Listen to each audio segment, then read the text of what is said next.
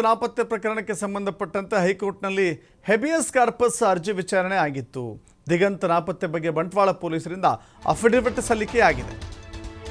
ದಿಗಂತ್ ನಾಪತ್ತೆ ಆಗಿದ್ದ ಕಾರಣ ನಂತರದಲ್ಲಿ ಗೊತ್ತಾಯಿತು.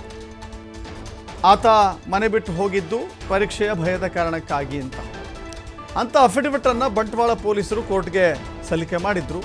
ಕೋರ್ಟ್ ಕೂಡ ಈ ಬಗ್ಗೆ ವಿಚಾರಣೆಯನ್ನು ನಡೆಸಿತು. ದಿಗಂತ್ ಪತ್ತೆಯಾದ ಬಗ್ಗೆ ಮತ್ತು ದಿಗಂತ್ ಹೇಳಿಕೆಗಳ ಬಗ್ಗೆ ಉಲ್ಲೇಖ ಮಾಡಿದೆ. ಮನೆಗೆ ಹೋಗಲು ಒಪ್ಪದ ಬಗ್ಗೆ ಕೋರ್ಟ್ ಗಮನಕ್ಕೆ ತಂದಿದ್ದಾರೆ ವಕೀಲರು. ಪರೀಕ್ಷೆ ಭಯದಿಂದ ತಾನಾಗಿಯೇ ಹೋಗಿದ್ದಾಗಿ ವಿಚಾರಣೆ ವೇಳೆ ಹೇಳಿದ್ದಾನೆ. ದಿಗಂತ್ ತಾನಾಗಿಯೇ ಮನೆ ಬಿಟ್ಟು ಹೋಗಿದ್ದ ಬಗ್ಗೆಯೂ ಕೂಡ ಉಲ್ಲೇಖ ಮಾಡಲಾಗಿದೆ. ಬಂಧನಕ್ಕೆ ಒಳಗಾಗಿರಲಿಲ್ಲ ಅಂತ ಕೂಡ, ಯಾವುದೇ ಅನಧಿಕೃತ ಬಂಧನಕ್ಕೆ ಒಳಗಾಗಿರಲಿಲ್ಲ ಅಂತ ವರದಿಯನ್ನು ಸಲ್ಲಿಸಲಾಗಿದೆ. ಈ ವೇಳೆ ಮಗನನ್ನು ಕಳಿಸಿಕೊಡಬೇಕು ಅಂತೇಳಿ ಪೋಷಕರು ಮನವಿಯನ್ನು ಸಲ್ಲಿಸಿದ್ದಾರೆ. ಪರೀಕ್ಷೆ ಬರೆಯಲು ಅವಕಾಶ ನೀಡುವಂತೆ ಪೋಷಕರು ಮನವಿ ಮಾಡಿದ್ದಾರೆ.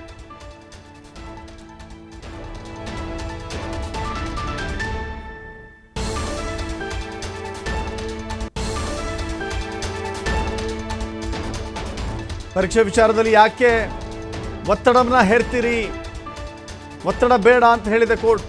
ಬಾಲಕ ದಿಗಂತ್ ಪೋಷಕರಿಗೆ ಹೈಕೋರ್ಟ್ ಪ್ರಶ್ನೆ ಮಾಡಿದೆ. ದಿಗಂತ್ ಬಗ್ಗೆ ಮಕ್ಕಳ ಕಲ್ಯಾಣ ಸಮಿತಿ ನಿರ್ಧಾರ ಮಾಡುತ್ತೆ, ನಿರ್ಧಾರವನ್ನು ತೆಗೆದುಕೊಳ್ಬೇಕು ಅಂತ ಹೇಳಿ ಕೋರ್ಟ್ ಸೂಚನೆಯನ್ನು ಕೊಟ್ಟಿದೆ.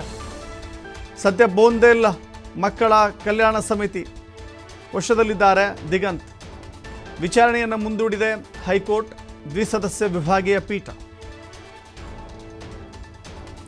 ಮತ್ತಷ್ಟು ಮಾಹಿತಿ ನಮ್ಮ ಪ್ರತಿನಿಧಿ ಆದಿತ್ಯ ನೀಡ್ತಾರೆ. ಆದಿತ್ಯ, ಪರೀಕ್ಷೆಯ ಭಯ ಕಾಣೆಯಾಗಿದ್ದ ವ್ಯಕ್ತಿ ಮತ್ತೆ ಪ್ರತ್ಯಕ್ಷ ಆಗಿದ್ದಾನೆ. ಪೋಷಕರು ಹಾಗೋ ಈಗೋ ಮಗನನ್ನು ಕರ್ಕೊಂಡು ಹೋಗಬೇಕು ಅಂತಿದ್ದಾರೆ. ಇದರ ಮಧ್ಯೆ ಕೋರ್ಟ್ ಕೂಡ ಕೆಲವಷ್ಟು ಪ್ರಶ್ನೆಗಳನ್ನು ಎತ್ತಿದೆ. ಏನೆಲ್ಲ ಅಪ್ಡೇಟ್ ಸಿಗ್ತಾ ಇದೆ ಈ ವಿಚಾರದಲ್ಲಿ? ನಿಜಕ್ಕೂ ಕೂಡ ಇವತ್ತು ಈ ಒಂದು ಪ್ರಕರಣ ಒಂದು ಹಂತಕ್ಕೆ ಬಂದು ತಾರ್ಕಿಕ ಅಂತ್ಯವನ್ನ ಪಡೆದುಕೊಂಡಿರುವಂತದ್ದು. ಇವತ್ತು ದಿಗಂತ್ ಪೋಷಕರು ಏನು ಹೆಬಿಯಸ್ ಕಾರ್ಪಸ್ ಪ್ರಕರಣವನ್ನ ದಾಖಲಿಸಿದ್ರು, ಅದರ ಅರ್ಜಿ ವಿಚಾರಣೆ ನಡೆದಿದೆ. ಬಂಟ್ವಾಳ ಪೊಲೀಸರು ಕೂಡ ಒಂದು ತನಿಖಾ ವರದಿಯನ್ನ ಒಪ್ಪಿಸಿದ್ದಾರೆ. ಅದರ ವರದಿಯಲ್ಲಿ ಒಂದು ಪಾಯಿಂಟ್ ಅನ್ನು ಅವರು ಉಲ್ಲೇಖ ಮಾಡಿದ್ದಾರೆ. ದಿಗಂತ್ ವಾಪಸ್ ಮನೆಗೆ ಹೋಗೋದಕ್ಕೆ ಒಪ್ತಾ ಇಲ್ಲ ಅನ್ನುವಂಥದ್ದನ್ನ ಅಫಿಡವಿಟ್ ನಲ್ಲಿ ಅವರು ಮೆನ್ಷನ್ ಮಾಡಿರುವಂತದ್ದು.